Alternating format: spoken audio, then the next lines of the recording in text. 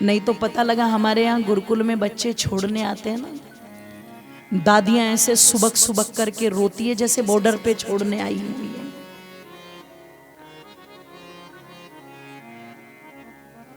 ऐसे मोह में लिपटे रहते हैं लोग, छोड़ नहीं पाते। पर मैं निवेदन कर रही थी आप लोगों के सामने, ये अध्यात्म इन समस्त प्रकार के रोगों की चिकित्सा है, और यही चिकित्सा कहीं ना कहीं हमारे आनंद को देने वाली होती है। इसलिए कहा रे मनुष्य, यदि तू आंतरिक रोगों से मुक्ति चाहता है तो अध्यात्म की ओर बढ़। अध्यात्म का मतलब अध्ययन करना, अपना भी परमात्मा का भी। इसलिए जो मैं बार बार कह रही हूं ना, प्रातः काल सायं काल थोड़ा समय जरूर निकाला करो, बैठा करो, आंखें बंद करके अपने अंदर झांका करो। वो इसीलिए कह रही हूं कि जब अंदर झांकोगे तो नजर आएगा क्या क्या कचरा पड़ा है अंदर, और जब कचरा दिखाई देगा तो फिर स्वभाव क्या होता है, इस कचरे को हम क्या करें? जोर से बोलो। अच्छा, गंदगी किस किस को पसंद है? जरा हाथ उठाना एक बार। किसी को नहीं है ना? अच्छा, सफाई किस किस को पसंद है? हाथ उठाओ। हर कोई चाहता है, हर कोई सफाई होनी चाहिए। तो जब सफाई होनी चाहिए, तो जब आप आंख बंद करके बैठोगे और आपको लगेगा कि मेरे अंदर कुछ तो कचरा पड़ा हुआ है, कुछ तो दिक्कत है, मेरे स्वभाव में गड़बड़ है, मेरी बातों में गड़बड़ है, मेरे विचारों में गड़बड़ है, मेरे व्यवहार में गड़बड़ है, ये कचरा तो है। और अगर ये कचरा मेरे अंदर पड़ा हुआ है तो मुझे दूर करना चाहिए। और जब वो कचरा दूर होगा तो फिर वही बात है माताओं, आंगन में जब झाड़ू लग जाएगी तो भगवान कहता है चिंता मत कर, मैं आ रहा हूं तेरे समीप। और जिसने वो कचरा साफ नहीं किया, उनके लिए ही तो भजन लिखा कि हमने आंगन नहीं बुहारा, कैसे आएंगे भगवान। परमात्मा भी उसी को चाहता है जो अंदर से पवित्र है, शुद्ध है, अंतःकरण से पवित्र है, शुद्ध है। और मेरी माताओं, केवल परमात्मा नहीं, ऐसे व्यक्तित्व को हर कोई चाहता है। ऐसा ही व्यक्तित्व है मर्यादा पुरुषोत्तम भगवान राम का, उनके भाई भरत का, लक्ष्मण जी का और शत्रुघ्न का। जिस व्यक्तित्व के चलते या तो केवल और केवल जनक दुलारी भगवती माता सीता को आना था अयोध्या में, पर गुणवत्ता देख करके, पवित्रता देख करके, उनकी निष्ठा देख करके एक नहीं 3 को और साथ कर दिया। गए थे 1 की बारात लेकर के, लेकिन मंडप में फेरे कितनों ने लिए? बोलो, 4 ने। और कहते हैं जब विधिवत वैदिक रीति से विवाह संपन्न हो गया तो वशिष्ठ जी ने 4 को बैठा लिया और 4 को बैठा करके कहा कि देखो, ये जो मधुपर्क की विधि हुई है, ये बतलाती है कि इसमें 3 चीजें हैं, एक दही है, एक शहद है, एक घृत है। घृत दृढ़ता का प्रतीक होता है। पत्नी को भी दृढ़ होना चाहिए और पति को भी दृढ़ होना चाहिए। अगर दोनों दृढ़ होंगे तो संतानों में भी वो दृढ़ता नजर आएगी। दूसरा, मधुपर्क के अंदर दही होती है और दही जो होती है उसकी तासीर ठंडी होती है, यानी कि वो शांति का प्रतीक होती है। मेरी माताओं बंधुओं, ये गृहस्थ रूपी आश्रम शर्तों पर नहीं चलता, आर्ग्यूमेंट्स पर भी जोर से बोलो नहीं चलता, ईगोइस्टिक होकर के भी नहीं चलता, चुटकी बजा करके कह दे कि मैं चली अपने मायके, इस पर भी बोलो। इसके लिए तो कहीं ना कहीं अपने आप को शांत रखना पड़ता है। और कभी कभी परिस्थिति ऐसी भी आ जाती है, मन करता है कि ज्वालामुखी की तरह फटो, लेकिन अगर फट गए तो चितड़े चितड़े उड़ जाए।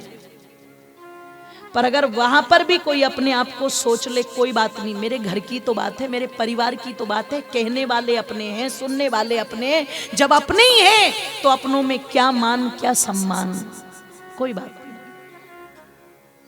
घर घर बन जाता है। इसलिए पति से भी कहा, पत्नी से भी कहा कि दही की तरह शांत रहना। और तीसरी बात कही कि इसमें शहद है, और शहद जो होता है वो मिठास का प्रतीक होता है। अपने गृहस्थ रूपी जीवन में हमेशा मिठास बना करके रखना। पत्नी कैसा बोले, बोलो मधुर। अच्छा, केवल पत्नी को ही मधुर बोलना चाहिए या पति को भी मधुर बोलना चाहिए? नहीं नहीं, पुरुषों ने एक समय तो ऐसा सोच लिया, अकड़ के बोलना, तू तड़ाक करके बोलना, अपशब्द कह करके बोलना, जैसे ये उनका जन्मसिद्ध अधिकार हो। पर एक चीज ध्यान रखना, पंचायतन पूजा की बात की जाती है। मातृदेवो भव, पितृदेवो भव, आचार्य देवो भव, अतिथि देवो भव, और पति के लिए पत्नी और पत्नी के लिए पति, ये 5 देवता हैं। माता को देवता मान करके उनका सम्मान करें, पिता को देवता मान करके सम्मान करें। जो आपके आचरण में पवित्रता लेकर के आता है, ऐसे आचार्य को पवित्र मान करके उनका सम्मान करें। और कहा कि अतिथि, कोई विद्वान अगर दरवाजे पर चल कर के आया है तो उनका सम्मान करें। और 5वीं बात कही, पंचायतन पूजा में जो 5वां देवता है वो कौन है? एक पत्नी के लिए उसका पति उसका देवता है। और मैं कहा करती हूं अपने भाइयों से कि आप लोगों को कहते हैं, क्योंकि कई बार हमसे बोल देते ना, बहन जी इन महिलाओं को थोड़ा सा संदेश देना। मैंने कहा जी क्या संदेश देना है वो भी बता दो। जब आप ये आवश्यकता समझ रहे हैं कि मुझे क्या कहना है, तो ये भी बता दो कि मुझे कैसे कहना है। तो बोले इन्हें संदेश देना, ये थोड़ा अपने पतियों का सम्मान करें, पतियों को देवता माने। मैंने कहा बिल्कुल दूंगी, लेकिन इस संदेश में ये भी तो कहूंगी कि जिसे वो पत्नी देवता मान रही, उस देवता में वो दिव्य लक्षण भी होने, जोर से बोलो, चाहिए। वो शराबी को कैसे देवता मानेगी? जो उसे गाली दे रहा है, उसकी मां को गाली दे रहा है, बहन को अपशब्द कह करके बोल रहा है, परिवार के लिए अपशब्दों का प्रयोग कर रहा है, वो उसमें देवता की छवि कैसे देखेगी? जो उसे मार रहा है, पीट रहा है, अपमानित कर रहा है, वो उसे देवता कैसे समझ लेगी? राजस्थान के अंदर एक पति ने सरेआम अपनी पत्नी को निर्वस्त्र करके पूरे गांव में घुमा दिया। वो पत्नी, उसको ध्यान रखिएगा, देवता की दृष्टि से देख लेगी? कभी भी नहीं। ध्यान रखना, अगर पति चाहता है कि मेरी पत्नी मुझे देवता माने, तो अपने अंदर उन दिव्य लक्षणों को उत्पन्न भी करना चाहिए। आदरणीय हमारे भाई उमेश जी और उनकी सहधर्मिणी हमारी अनीता जी, कल ये भी थोड़ी अस्वस्थ हो गई थी और इसलिए कार्यक्रम में नहीं आ पाए। आज आए हैं तो जोरदार तालियों से स्वागत। बोलिए सत्य सनातन वैदिक धर्म की। ओ मेरी माताओं बंधुओं, जरा विचार करना, पति अगर चाहता है कि मेरी पत्नी मुझे देवता माने, तो वो दिव्यता अपने अंदर पैदा करे। और उस दिव्यता में एक लक्षण ये भी पैदा करे कि अगर मेरी पत्नी के लिए मैं देवता हूं, तो मेरी पत्नी भी मेरे लिए क्या है? बोलो, देवी है। और देवियों का अपमान नहीं किया जाता, देवियों का सम्मान किया जाता है। इसलिए महर्षि मनु ने कहा था, यत्र नार्यस्तु पूज्यन्ते रमन्ते तत्र देवता। जहां नारी की पूजा होती है वहां तो देवता, जोर से बोलो, वास करते हैं। ओ मेरी माताओं, महर्षि वशिष्ठ ने कहा इस गृहस्थ में ये जो मधुपर्क की विधि है ये तुम्हें कह रही है दृढ़ रहना, खान पान को इतना मजबूत रखना कि तुम बलवान बनो। तुम बलवान रहोगे तो तुमसे संतति भी बलवान होगी। इसलिए राम और सीता जी के माध्यम से जो लवकुश जैसी संतान पैदा हुई, जानते हो कितने ताकतवर थे, जिन्होंने भरत की सेना को भी पीछे हटा दिया। आजकल तो वो छोटे छोटे बच्चे खरगोश जैसे है जी, न सर्दी झेल पा रहे न गर्मी झेल पा रहे हैं। जितने रोग माँ बाप में, डॉक्टर भी कहता है ओहो ये तो जेनेटिक है इसको। माँ बाप होगी तो संतान होगी। इसलिए मैं तो कई बार कह दिया करती हूं कि जिन पति पत्नियों में आपस में नहीं बनती ना, उनको तो कम से कम संतान पैदा नहीं करनी चाहिए, ध्यान रखना। क्योंकि जैसे तुम लड़ाकू झगड़ालू हो, ऐसे ही तुम व्यक्तित्व पैदा करोगे। ये गृहस्थ बनता नहीं है अपने आप, कोई छड़ी नहीं है जिसको घुमा के परिवार अच्छे बन जाएंगे। इन्हें अच्छे बनाना पड़ता है और प्रत्येक व्यक्ति को अपने कर्तव्य निभा करके परिवार को अच्छा बनाना पड़ता है। इसलिए महर्षि वशिष्ठ ने कहा तुम चारों जो यहां पर बैठे हो, तुम में से ध्यान रखना 4 जोड़े हैं यहां। तुम में से कोई बड़ा नहीं है और कोई छोटा नहीं है, यानी कि राम जी बड़े नहीं है और सीता जी छोटी। जोर से बोलो। तुम मित्र हो और मित्र का रिश्ता बराबर का होता है। कहीं पर पत्नी कुछ कहे गृहस्थ के लिए तो पति को मान लेना चाहिए, और कहीं पर पति कुछ कहे तो पत्नी को मान लेना चाहिए। और जब दोनों एक दूसरे की बात मानते हैं तो जानते हो फिर क्या होता है कि पति और पत्नी में जहां प्यार है,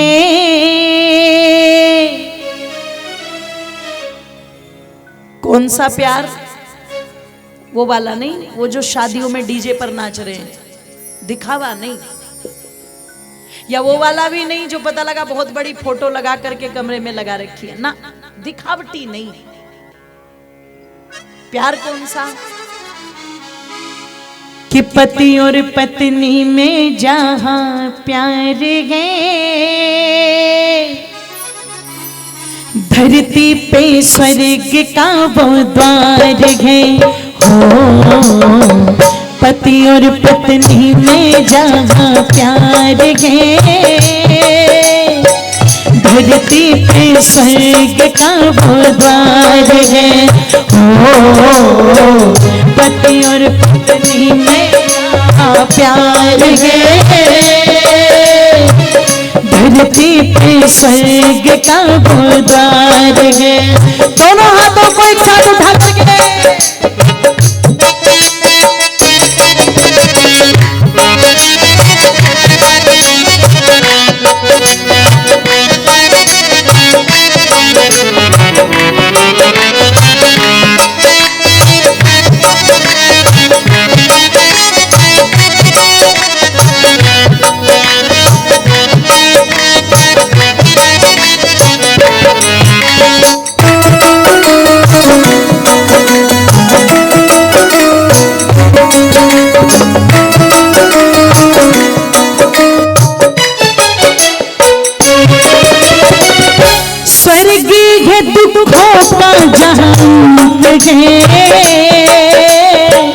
हरदम ही रहना वहाँ बसंत है। स्वर्ग के दुखों का जहाँ अंत है, हरदम ही रहना वहाँ बसंत है। उस घर की बगिया में बाहर है, धरती पे स्वर्ग का वो द्वार है। वो पति और पत्नी में जहां प्यार है, धरती पे स्वर्ग का वो द्वार है, धरती पे स्वर्ग का वो द्वार है।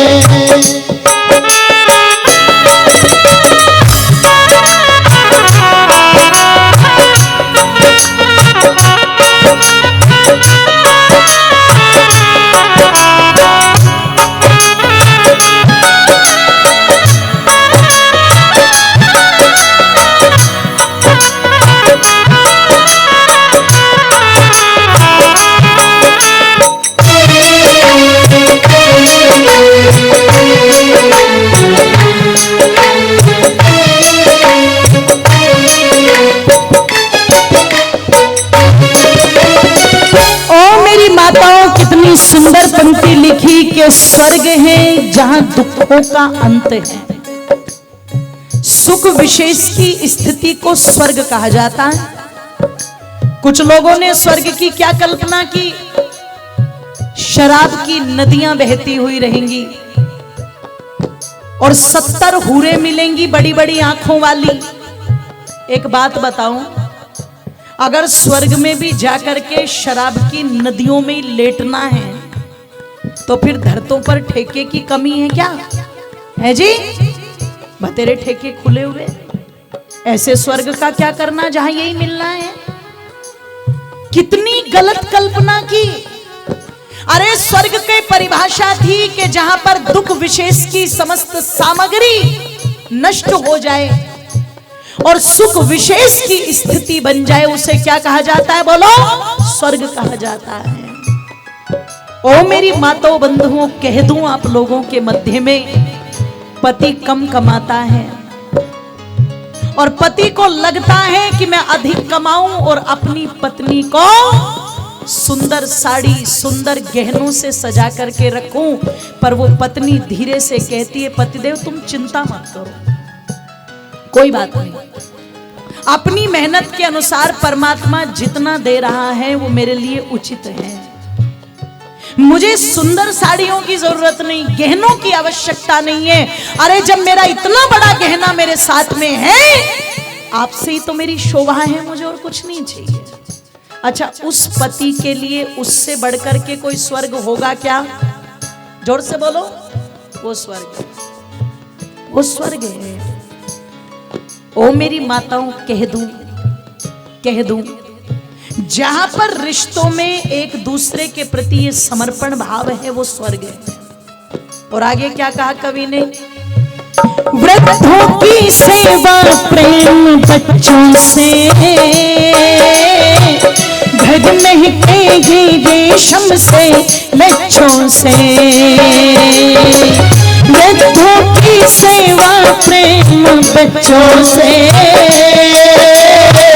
घर महकेगी रेशम से लच्छों से। उस घर की बगिया में बाहर गए, धरती पे स्वर्ग का वो द्वार है। ओ पति और पत्नी में जहाँ प्यार है, धरती पे स्वर्ग का वो द्वार है। ओ पति और पत्नी में जहाँ प्यार है,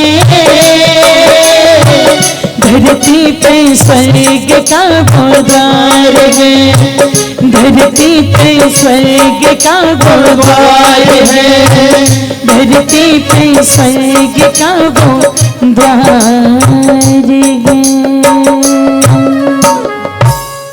बोलिए सत्य सनातन वैदिक धर्म की।